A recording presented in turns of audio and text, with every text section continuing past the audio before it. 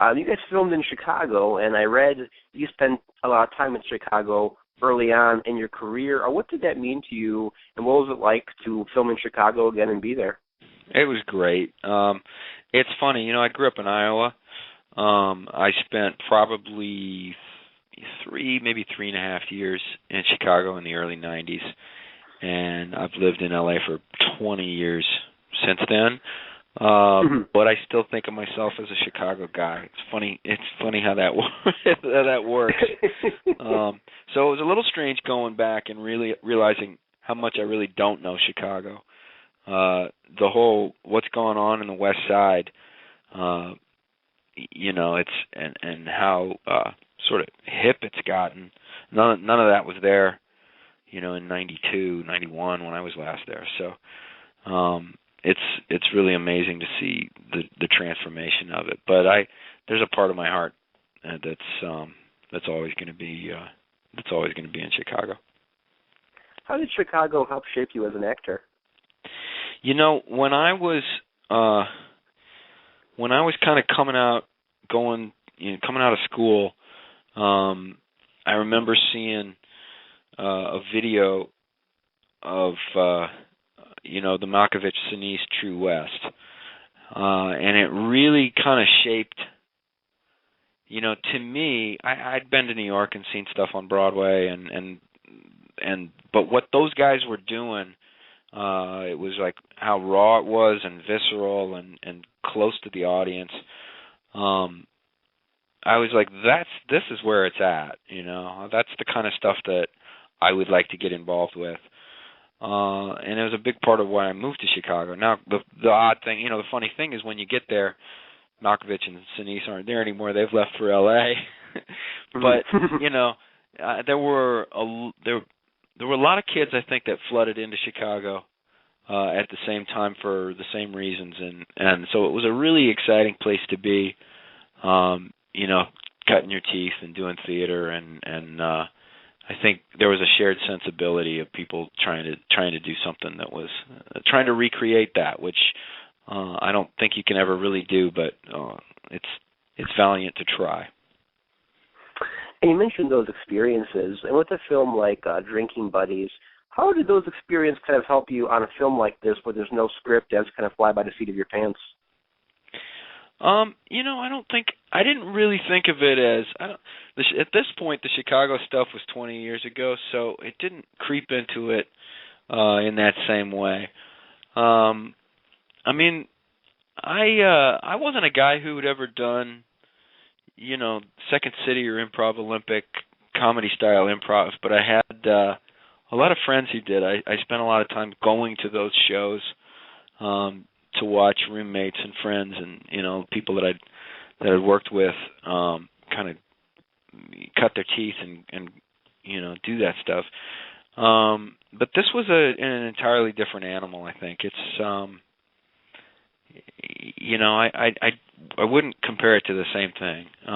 It's a little bit like, well, I don't know what it's like. I was going to say writing as you go, but it's not, because I think in writing you're trying it out and listening to it in your head. And this, you just kind of have to open your mouth and trust what comes out, and then you really have to pay attention to what comes out of the other person's mouth and wait to hear what that is before you go on. Mm-hmm. And the thing I really enjoyed about this film, Ron, was the chemistry with the cast, because when you see a film, you can tell when that chemistry is real and when it's artificial. How was that sort of created to where it had that authentic and organic feel for everybody? I don't think you can create it. People talk about chemistry a lot, and there's always like a magic. They talk about it like there's a magic formula to it. I think really what it just comes down to is people paying attention to each other. You really have to just pay attention to the other person, and find the things that you like and find the things that you don't like and that piss you off, and just let that happen. And if both people are doing that, then all of a sudden the scene comes alive, and you call it chemistry. Mm-hmm. And this is a great time in your career right now with this film, Drinking Buddies, and Conjuring. I wanted to ask you, what do the good films have in common? What is one, I guess, singular thing that you look at that makes a film work for audiences and for actors? You know, it's going to sound really stupid, but it tried to be good.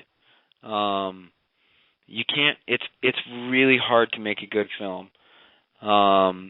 It's much easier to make a bad film than it is to make a good film. It's an equal amount of work, but you can't really make a good film without deciding to, without saying we're gonna try to make this good.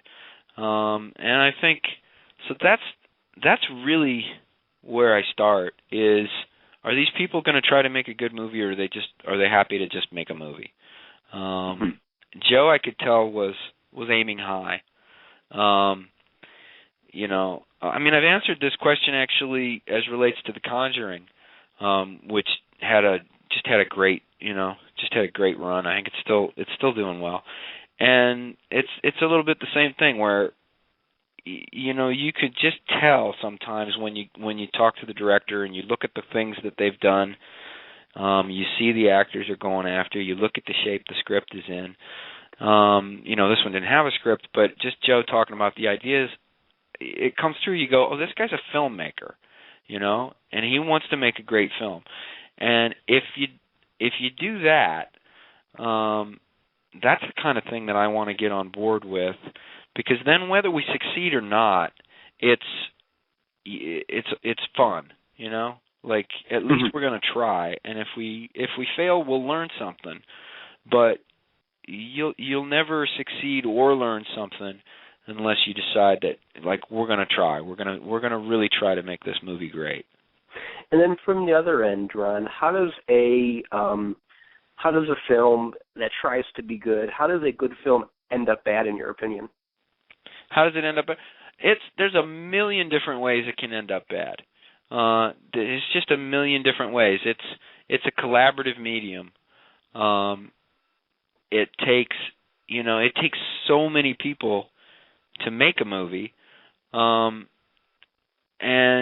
it's a brittle process where if you have just a couple of people who drop the ball or don't know what they're doing or aren't on the same page or this wasn't communicated,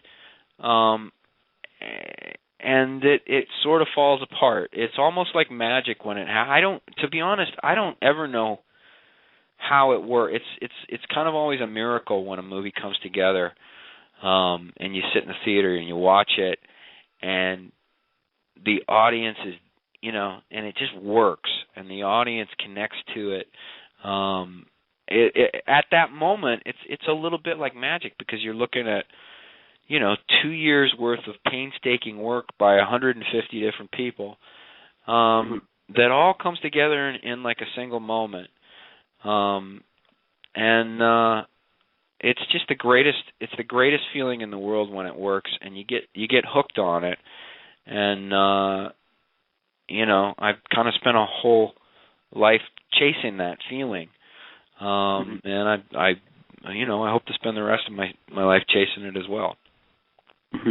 In terms of that feeling, when you're on a film like Drinking Buddies and there's no script, do you get a sense of when you're on set, like, hey, this is something special, or do you kind of have to wait to see some of the film? When do you sort of click that, hey, a film like this is working? I've never been able to know.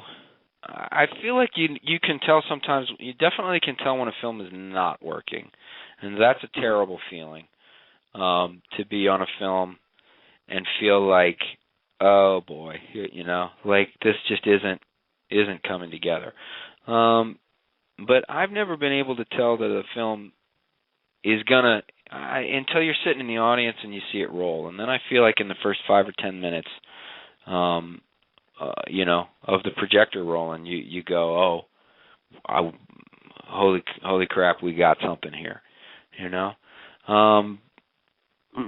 But the editor is so, you know, the editor is so important. The sound design is important. The score is important.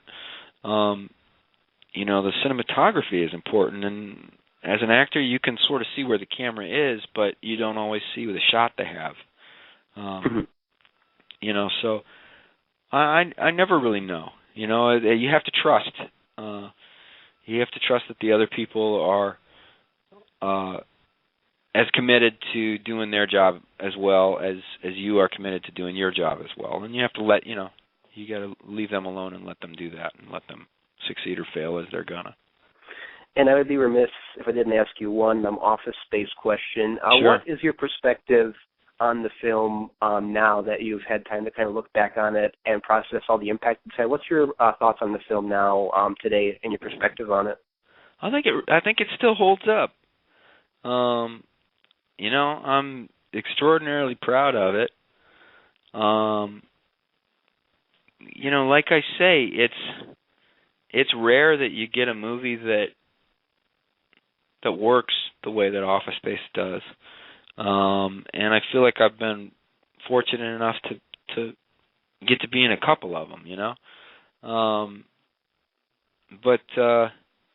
Yeah, I think it's a movie that people can really relate to.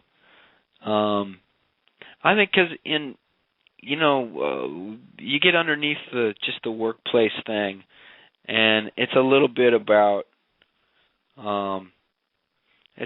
people kind of adrift, trying to figure out what their life is about. And I think there's something about that that's universal. And so there's something really comforting about watching a movie where you see people in the same existential boat, you know, and that is also just really entertaining, you know. So I'm extremely proud to have been a part of it. And Ron, I've heard a lot of actors talk about even when they're established and they have work coming in, they still have that fear of where is the next job coming from, or is the next job going to come in? Do you still live with that fear sometimes? Not really, no. You know, the truth of the matter is that no matter who you are, there's a day that comes that you can't work anymore. And for some people, it's the day they croak. And for some people, it comes earlier than that. So you know that day's coming. But I feel like you know, how do I put this? I've had enough years. You get older and you approach the career for some different reasons. I think when you're young, you want to set the world on fire and you have something to prove. At this point, you've either proved it or you realize, well, I'm not going to be able to prove whatever it is. So I got to just let that go and try to make it about something else. You know, what I'm really enjoying right now is just trying to tell stories in a way that connect with people. You know, I don't know. I've kind of fallen in love with the idea that we're all in this together and we're in the same boat, and that movies are a way of making people realize that and feel that. So I'm digging on that, and that one, it doesn't.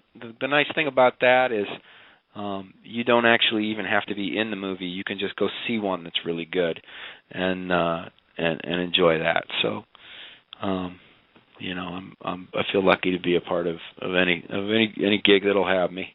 I hope it continues. I just have one more quick question for you, Ron. Yeah. And you mentioned starting out and that, I guess, wanting to set the world on fire. When you're working with these actors in Drinking Buddies, Jake Johnson, Anna Kendrick, and Olivia Wilde, what do you pick up on them? Because they're kind of in, I guess, a different stage of their career than you are. What kind of energy do you pick up from them?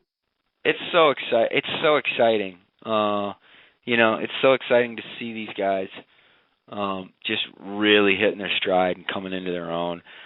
Anne is an Oscar nominee, so I think The Secret had been out on her. But I think this movie really shows a side to Olivia and Jake that I'm not sure audiences had gotten to see before.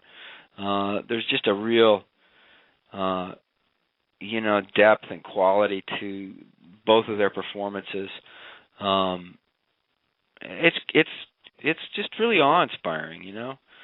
I try to learn from it. I try to steal from it, and I mostly just really enjoy the front row seat of seeing it. I expect just great things to come out of all three of those people.